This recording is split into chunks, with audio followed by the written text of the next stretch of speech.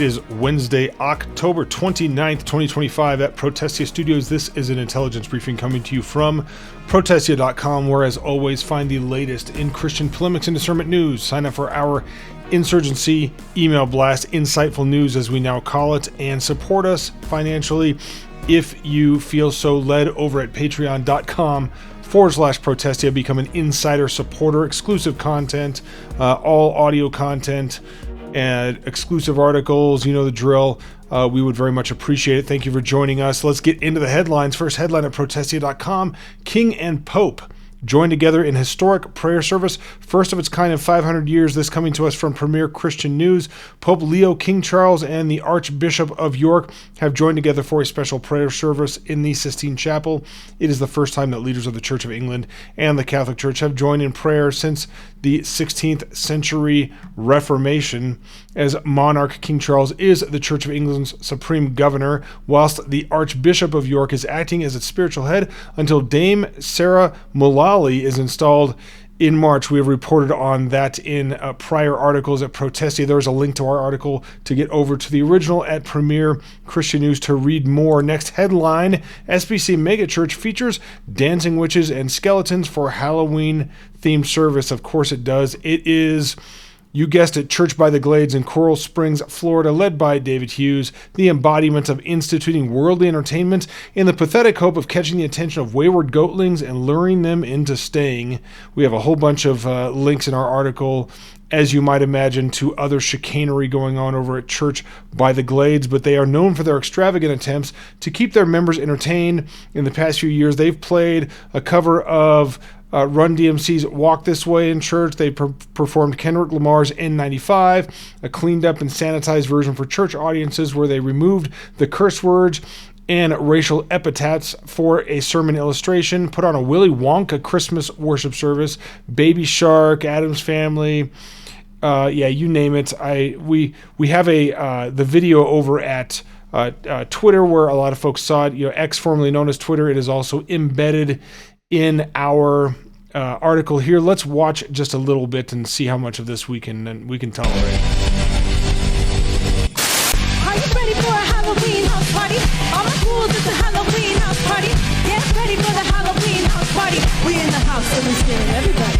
Come on everybody, where my ghouls at? Zombies and the witches with my wolves at? I've been the 13th hour. Time to turn it up just a little bit louder. I just gotta get the black cat. Pretty bad. Please come and run back. Just a little bit of hocus pocus. Something's in the dark, don't you look back. All right, that's pretty dumb. Anyway, you can read more about this over at Protestia.com, but suffice to say, Church by the Glades is anything but. Next headline at Protestia.com: former female youth minister arrested again for child sex abuse charges. Lindsay Whiteside, 26, is the former youth minister at Getwell Church in Hernando, Mississippi in 2024. She was arrested and charged with sexual battery of a minor child by a person of trust or authority after she groomed and had sex with a 14-year-old girl over a period of several months. While prosecutors demanded 30 years, she only received 3 years of house arrest, 7 years of probation, causing an uproar in the community over the light sentence. This prompted District Attorney Matthew Martin to rebuke the judge in the case, declaring, quote, "She used the gospel of Jesus Christ as a weapon. She used the vulnerabilities of a child who was going through personal struggles to gain access and manipulate an entire congregation. But even worse and more specifically, she manipulated a family through an undeniable pattern of abuse that started with several months of grooming and then several months of prolonged and repeated sexual abuse in the worst type of manner. I sincerely believe that if this was perpetrated by a man against a young woman, we would have seen something akin to 20 years in prison. I think she is a benefactor of a very wrong double standard in society." True. Now, apparently she has been arrested again for something similar. Read more about this over at Protestia.com, and of course we will keep following the story. Next headline: PCA pastor Jeremy Fair arrested in prostitution sting. Jeremy Fair, the senior pastor of Christ Presbyterian Church in Tulsa, Oklahoma, was arrested late last week in a prostitution sting after being nabbed allegedly meeting up with a prostitute for You know what for. A member of the Hills and Plains Presbytery, the married father of 4, was caught up in a sting staged by police, who also nabbed a firefighter who was set to be married the next day, and a business owner who drove in from out of state. He was released on $1,000 bond. You can read more about this over at Protestia, but in response to the news, the church deactivated its Facebook page, did not stream its service yesterday. This was actually a few days ago, of course. A message sent by the session to their members said, "It is with heavy heart we communicate information concerning Senior Pastor Jeremy Fair. He was arrested and charged with engaging in prostitution. Ongoing investigation. We do not have all the details, and they will communicate as they know more." The session is currently in contact with the Hills and Plains Presbytery in regards to their next steps per their book of church order. Read more over at protestia.com, including some commentary from folks you may know from X and other places who are in the PCA weighing in on this. Next headline, Catholic university students seek to ban a pro-Israel group from campus. The Catholic University of America is a private Catholic research university in D.C., enrolling 5,000 students, boasting a yearly endowment of more than $250 million. According to their About page, they are, quote, unique among universities in the States, even among Catholic universities, because they are founded and sponsored by the bishops of the country with the approval of the Holy See and are committed to being a comprehensive Catholic and American institution of higher learning, so on and so forth. But earlier this week, they debated a resolution to advocate for the ban on clubs supporting nations commissioning of genocide, saying supporting a nation or organization that is actively pursuing inexcusable evil such as genocide or terrorism acts in a way that is contrary to the faith of the Catholic Church. Of course, you can guess who they're aiming this at. Philippe Avila, I'm not sure, president of the school's Students Supporting Israel, told the Christian Post the administration's failure to act created a vacuum, which is now being filled by students who feel empowered to push bigoted legislation built on outright deception. You can read more about this over at protestia.com. But yeah, I'd say we're surprised and not surprised. Next headline at Protestia, continuing the trend and the theme, apparently. Son of prominent pastor charged with multiple sex crimes, including filming his own parents. This deals with sensitive and disturbing information, as we have warned. You know what? We're just going to kind of skip over this, but if you want to read more about it, not sure who is necessarily watching YouTube videos of ours, and there are a lot of let's say graphic details that are part of reporting this the right way. Read more over at Protestia. We're moving on. Next headline: Bishop who rebuked woman for $1,250 tithe given $100,000 by, quote, Christian celebrity. The bishop who recently went viral for publicly correcting a woman who was giving her tithe at the wrong time received a boon this past Sunday, receiving $100,000 from Tyler Perry.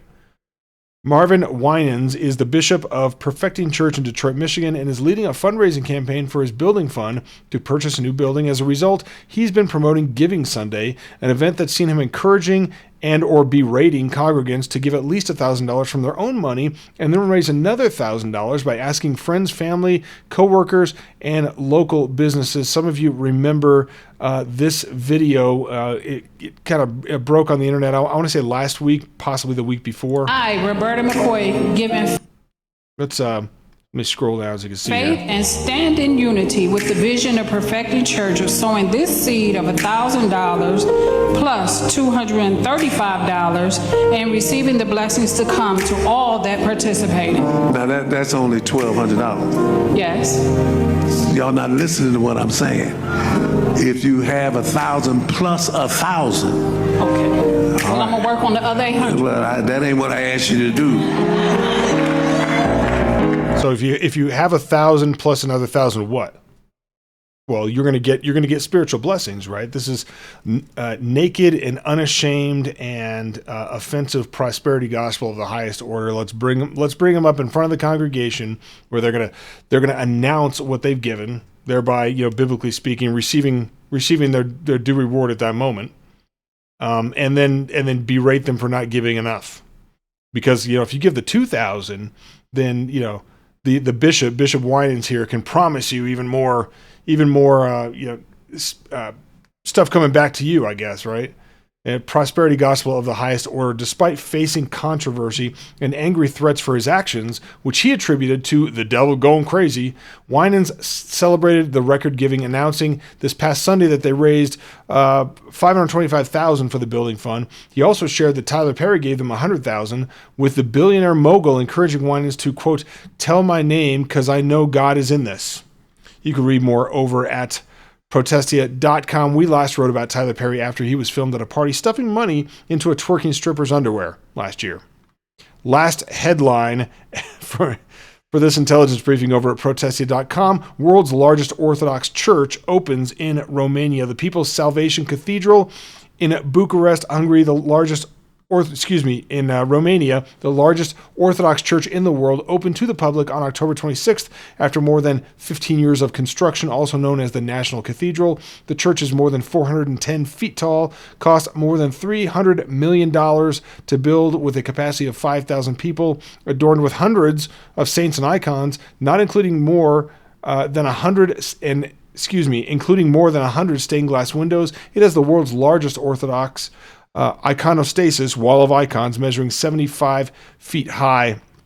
There are pictures that we have included over here at Protestia.com. As you might imagine, not big fans of iconography in churches and whatnot, but we'll let you judge for yourself on this one, because we are getting to the end of this intelligence briefing. Thank you for joining me for the intelligence briefing at Protestia.com for October 29th, 2025. Stay tuned to Protestia.com for all of your latest in Christian polemics and discernment news. We'll see you again real soon. As always, Semper Reformanda.